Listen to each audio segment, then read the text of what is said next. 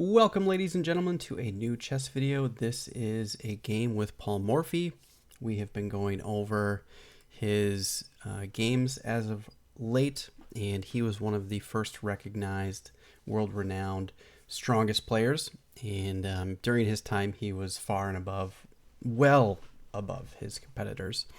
And we're diving into a bunch of his games. So this game comes from the Morphy's Games of Chess book, and there's a few, 250-ish games in there that we're going through to take a look at. And this game was played at the American Chess Congress in New York City, and it was played back in October 23rd of 1857. So let's dive in and take a look. All right, he opened e4, e5, knight f3, and Theodore Lichtenstein decided to play a Petrov defense. So we haven't seen one of these yet, so this is cool. And there's a few different ways to proceed here. And I typically like to take. That was not something that Morphy did at this time. And he played bishop c4, allowing the pawn to be given up. He takes the pawn, knight c3, and d5. And it says, give him back the pawn for development. It's not a bad idea. But bishop takes d5, knight f6, and then bishop d3. And this was the way that it was played a lot of the time in back in these times. The Petrov, I don't think, is really played this way anymore, but it's quite interesting. There's a pawn that is exchanged on the d file, and it's going to be very difficult for black to hang on to this pawn here. So let's see how it proceeds. Bishop d6, d3, castles, and h3. And the reason for that is Paul Morphy is keeping the bishop out of this square here. They call this the bunny ears. It's not necessarily the best chess. He probably could have just played castles. I'm not exactly sure how much the theory is in this particular instance. Perhaps this is a decent move. Perhaps it's not. I get the idea. Morphy had a different idea, however, and he played h6, bishop e3, knight c6, queen d2, and then knight a5. And I think black had better moves here. I think it's quite possible to develop your bishop. Now, the bishop has a difficult time getting developed. Now, where do you best want to put it? If you develop it to here, white might take this off, and then you get these doubled pawns in the center, and that's maybe not so ideal. And if you develop it to here, you kind of lose a square for your knight to go to, or your queen later. Another option might have been to fianchetto your bishop, but then you kind of leave yourself open, and your pawn structure gets a little bit weaker on the white square, so it's tough to kind of deal with. Now, the book mentions some things here. After the fourth move, which is back, Morphy offers the Boden-Kieretsitsky, which Lichtenstein declines, and a move which is said to be the originator. The Handbach continuation shows, which we just looked at. Morphy seems good. And at this point, I think right here, queen to d2, knight to a5, and it says black looks okay. And everything seems to be all right at this point. And Paul Morphy makes an interesting move here. So I would like you to pause the video and try to figure out what you think Paul Morphy decided to do here. It's really interesting. And I want to see whether or not you guys can actually find it. So, all right, if you have paused the video and you're coming back, he played g4. It says it looks hyper aggressive to start an attack on the wing as long as the center's not closed. So it's really difficult to want to do that right away, especially when this is, this pawn is here.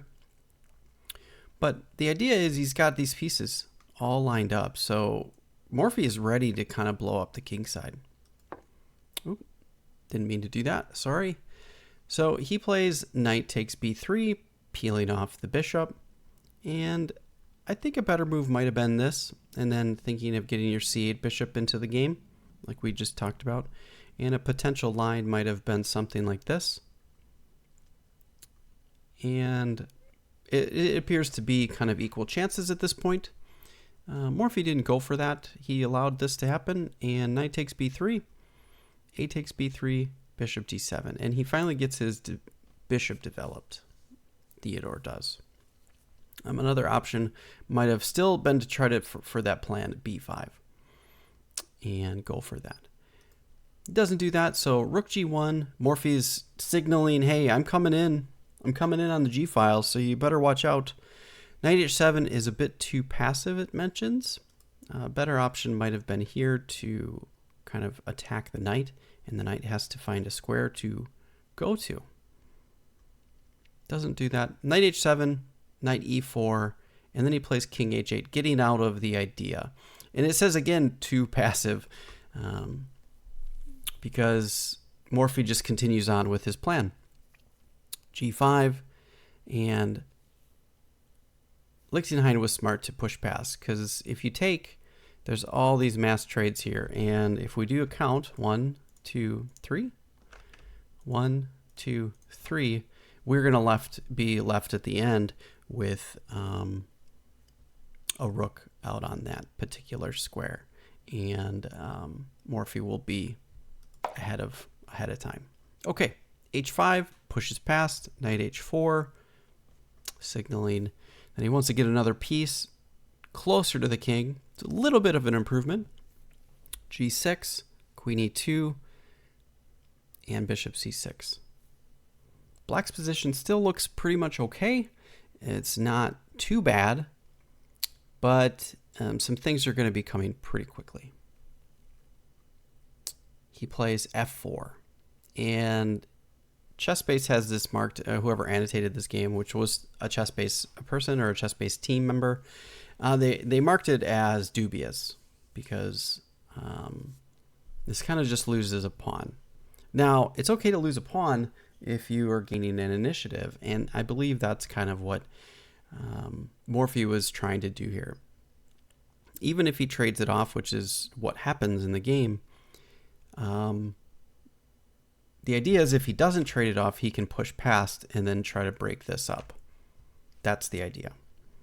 So at this point, there are some other options. Castling queenside was certainly an option, and it allows black to maybe make a different concession. It's a little bit more flexible, and now white can wait for the right moment to play f2 to f4. And he can also continue with d4 and rook e8. So rook e8 and d4 would have been a potential outcome here. Also was potential after a castling queenside could see a5 and then f4 is another option. Instead, we get the e takes f4 and then bishop d4 going in on this open diagonal now. You wanted the diagonal, but the e-file can cause some troubles because we have to be careful as this queen could end up for a potential discovery if we're not careful. So Lichtenstein moves his king to g8, knight f5. Morphy is getting closer and closer. He wants to get his knight in here, and this would be a really devastating outpost to be a part of, which is actually checkmate if you don't, if let's say Lichtenstein makes a weird move. Knight h6 is checkmate, so Liechtenstein has to stop that. And he plays rook to e8, so he gives himself an escape square. It's a very nice defense, very easy to get out of the checkmate. So Morphy comes in with, Morphy comes in with the knight, and he does move king to h8. Sorry, f8. My apologies. And at this point, now is when Morphy finally decides to castle queenside. You probably don't need to do this, and there's a whole bunch of other options here that could be much better. One thing that we might see is if you're already going to try to push in the center, I think you can kind of leave your king there. You do have to be a little careful of this. Oh, so maybe just tucking your king aside here might be a good way to go, because then you can always push c3 if the bishop comes in here, or you could drop your bishop back. There's a bunch of options. One thing you don't want to be is in the way of this pin, so some bad things could happen. So Morphy solved that whole problem by actually just castling. So not necessary. I think there's some other options, but bishop takes e4. It's not the best option. He had some better options, like playing knight takes g5. It's not too difficult to find that move. But white do after this. And there's a line here that shows knight takes f7, king takes h7, knight to g5, check, queen takes g5, and queen takes e8, check, rook takes e8, and rook takes g5, and then f3. And black has two really strong pawns for the exchange, and he can still play for a win. This is a tough position to play. That would have been an option. Another option could have been, actually this was the main option. The other option was knight takes f7 and then rook takes g6 was part of that line as well. But he didn't do that. He played bishop takes e4, and we get d takes e4, queen to e7, doubling up on this pawn, and e5, which was pretty much forced. All the tactics will decide now, and Morphy knows this, and he sees his opponent, and it's the time to attack. So this is the perfect time to do it.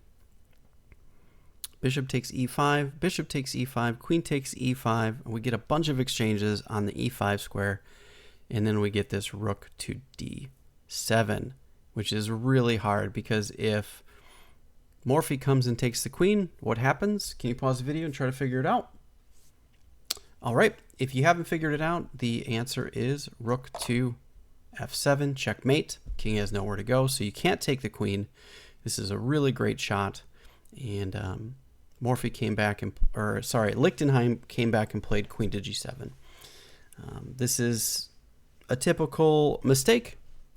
A better option might have been to say knight takes g5, followed by the same sequence we've kind of saw before, which you're giving up some pieces, but it's getting very difficult for black anyways. So the queen is hanging, but the knight is really good in the attack. This knight is just extremely great. It's really hard to deal with, and not sure how you can really survive this type of attack. So rook d7, queen to g7, and then we get this queen to c4, and that is just an absolutely devastating move. We've got all these pieces piling up on the king, and there's few defenders. How do we stop this? It's very, very hard. And Liechtenstein continued this way.